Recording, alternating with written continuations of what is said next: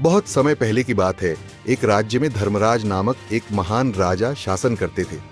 धर्मराज अपने न्याय, सत्यनिष्ठा और धार्मिक आचरण के लिए पूरे राज्य में प्रसिद्ध थे। उनकी प्रजा सुखी थी और सभी लोग उनका आदर करते थे। धर्मराज का एकमात्र उद्देश्य था अपने राज्य को एक आदर्श राज्य बनाना, जहां हर व्यक्ति सुखी और संतुष्ट रह सके।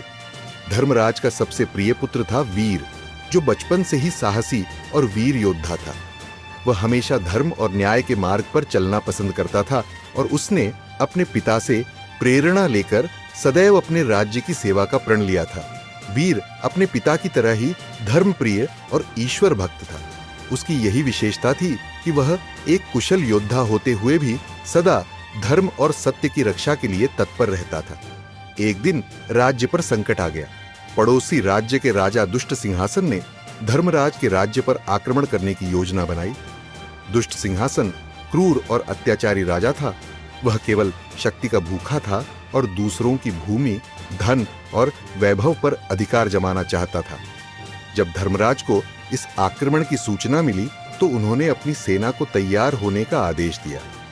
उन्होंने अपने पुत्र वीर को सेना का नेतृत्व करने का आदेश दिया। वीर ने अपने पिता का आदेश सहर्ष स्वीकार किया, लेकिन उसने एक शर्त रखी कि वह इस युद्ध में केवल धर्म की रक्षा के लिए लड़ेगा और अनावश्यक रक्तपात नहीं करेगा। युद्ध का दिन आ गया। वीर अपने धैर्य और साहस से भरी सेना के साथ युद्ध भूमि में उतरा।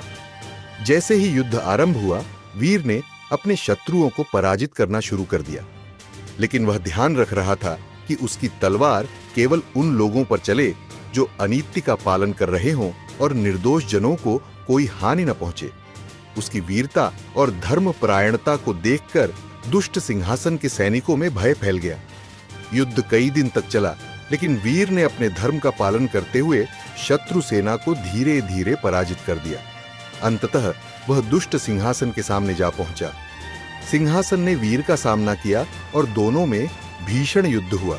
वीर की तलवार में धर्म का बल था, जबकि सिंहासन की तलवार में केवल अधर्म और अत्याचार की शक्ति थी। वीर ने सिंहासन को हराकर उसे परास्त किया, लेकिन उसने उसे जीवन दान दिया। उसने कहा, मैं तुम्हें मृत्यु दे सकता हूं, लेकिन धर्म कहता है कि जो व्यक्ति अपने किए पर पश्चाताप करता है उसे एक और अवसर दिया जाना चाहिए। सिंहासन ने अपनी गलतियों का एहसास किया और वीर के चरणों में गिरकर माफी मांगी। वीर ने उसे क्षमा करते हुए यह शर्त रखी कि वह अब से अधर्म का मार्ग छोड़कर अपने राज्य की सेवा और प्रजा की भलाई के लिए कार्य करेगा। धर्मराज ने अपने पुत्र की धर्मपरायणता और साहस पर गर्व महसूस किया। वीर को धार्मिक योद्धा की उपाधि दी गई।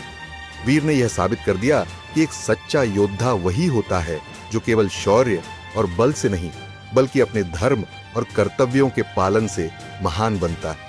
इस प्रकार वीर ने धर्म और न्याय के मार्ग पर चलते हुए न केवल अपने राज्य की रक्षा की, बल्कि एक दुष्ट राजा को भी सही मार्ग पर चलने की प्रेरणा दी।